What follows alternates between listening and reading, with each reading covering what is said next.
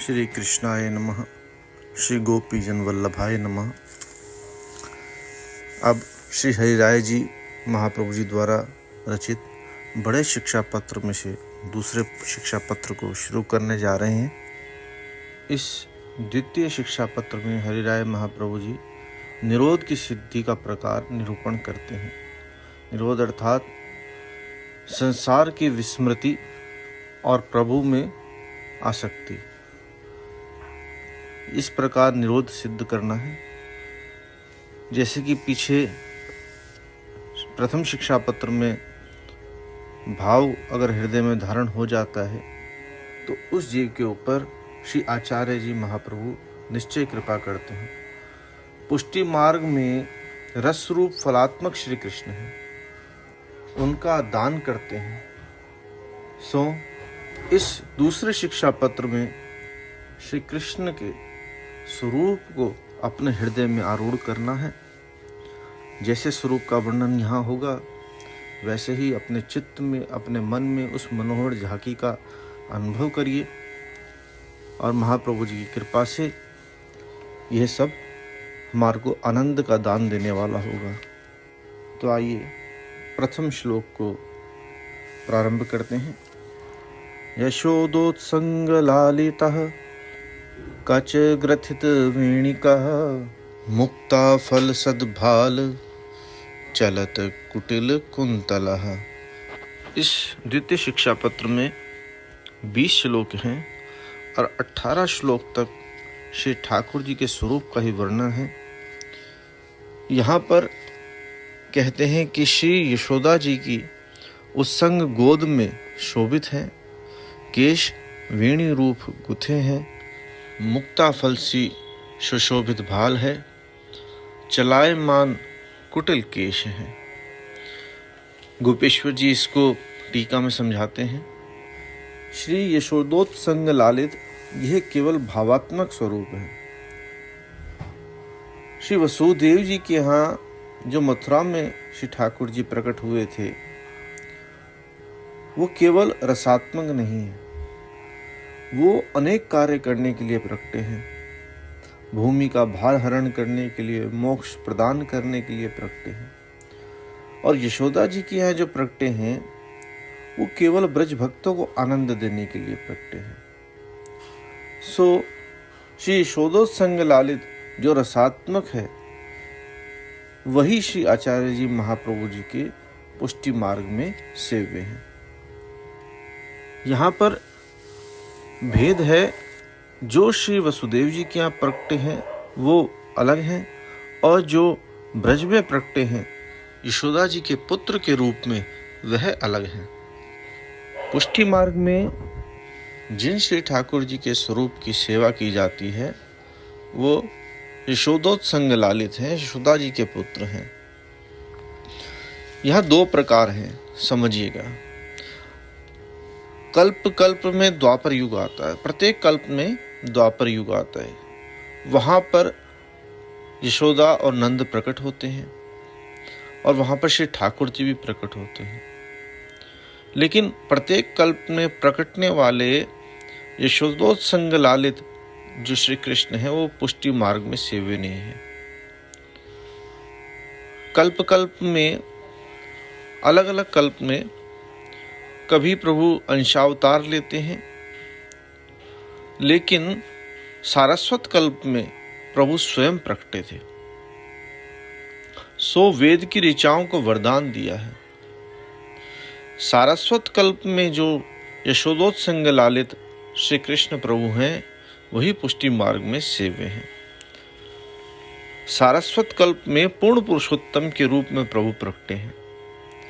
सो श्री गोसाई जी ने भी कहा है, जानीत परमं तत्वम यशोदोत्संग लालितम तदन्य दिति ये प्राहुर आसुरास्तान हो बुधा। अर्थात श्री यशोदोत्संग लालित श्री कृष्ण को परम तत्व जानो। श्री यशोदोत्संग लालित बिना प्रभु को अगर कोई पूज रहा है तो उसको आसुर जानिए। इस तरह सर्वलीला सर्व वस्तु के कारण रूप यशोदोत्संग लालित प्रभु ही हैं।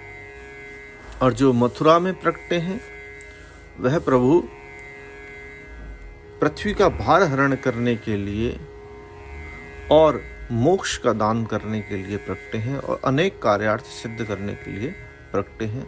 और यहाँ केवल प्रभु ब्रज भक्तों को आनंद देने के लिए प्रकटे हैं। इस बात को समझ करके श्री ठाकुर जी के जो यशोदोत्संग लालित रूप है उसी को यहाँ पर अपने मन में धारण करना है, उन्हीं का ध्यान करना है। उनको श्री यशोदा जी अति प्रेम से अपनी गोद में लेती हैं, लालन पालन करती हैं और परम आनंद मग्न रहती हैं। श्री गोसाई जी कहते हैं, मंगल मिह श्री नंद यशोदा नाम सुकीर्तन में तद रुचिरोत्संग सुलालित पालित रूपम। ऐसे मंगल ग्रंथ में कहे हैं। इस रीति से यशोदा जी मंगल रूप को पाकर गोद में लेकर आप भी मंगल रूप हो गई हैं। ऐसे स्वरूप का ध्यान करना चाहिए। तो कैसे रूप का ध्यान करना है? यशोदा जी अपने पुत्र को गोद में लेकर के उनके सुंदर घुंघराले बालों को संवारती है और उनकी चोटी बनाती है। और कभी यशोदा जी अपनी गोद में लेकर के प्रभु को अनेक प्रकार की मेवा मिठाई अरोगाती हैं, अनेक प्रकार के खिलौनों से खिलाती हैं। श्री ठाकुर जी की गोपिकाओं के 4 यूथ हैं, उनमें से एक यूथ कुमारिकाओं का है। वे श्री ठाकुर जी के नंद जी के घर की सेवा करती हैं। तो कुमारिकाएं जो घर के भक्त हैं वो श्री ठाकुर जी की वेणी गूंथती है। या कभी श्रुति रूपा चंद्रावली जी आकर के बाल भाव से श्री ठाकुर जी की चोटी गूंथती हैं। या फिर कभी श्री स्वामिनी जी वृषभानु दुलारी स्वयं पधार करके उन बाल स्वरूप की चोटी गूंथती हैं। या फिर कभी श्री ठाकुर जी बाल भाव से हट करते हैं, फिर यशोदा जी वृषभानु कुमारी को और श्री ठाकुर जी दोनों स्वरूपों को अपने पास बिठा करके उनकी वेणी गूंथती हैं। इस प्रकार अनेक भाव हैं, सुश्री महाप्रभु जी की कृपा से ही अनुभव होंगे। इस प्रकार वेणी संवार कर सुंदर भाल पर मोतियों की लर शोभा देती है। क्या करती है माता? श्री ठाकुर जी के बाल बड़े घने हैं, उन एक एक बाल में मोती पिरो देती हैं और वो मोती की लर श्री ठाकुर जी के मस्तक पर, भाल पर इतनी शोभा देती है मानो नील कमल के ऊपर बराबर जल की बूंदें आ गई हों तथा शाम चंद्रमा के ऊपर तारागण की पंक्ति शोभा दे रही हो।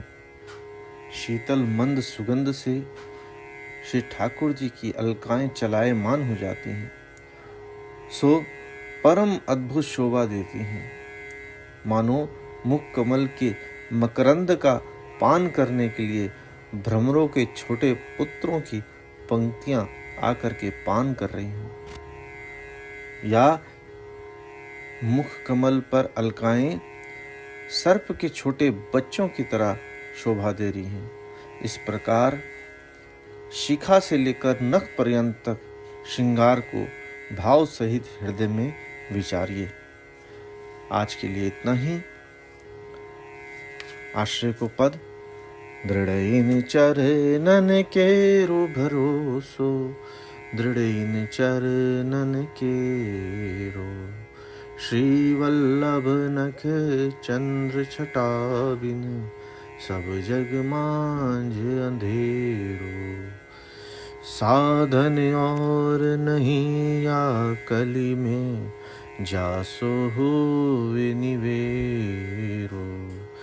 सूर कहा कहे द्विध आंधेरो, बिना मोल को चेरो भरोसो, दृढ़इन चरणन केरो, दृढ़इन चरणन केरो भरोसो, दृढ़ेन चरणन दृढ़ेन चरणन दृढ़ेन चरणन केरो।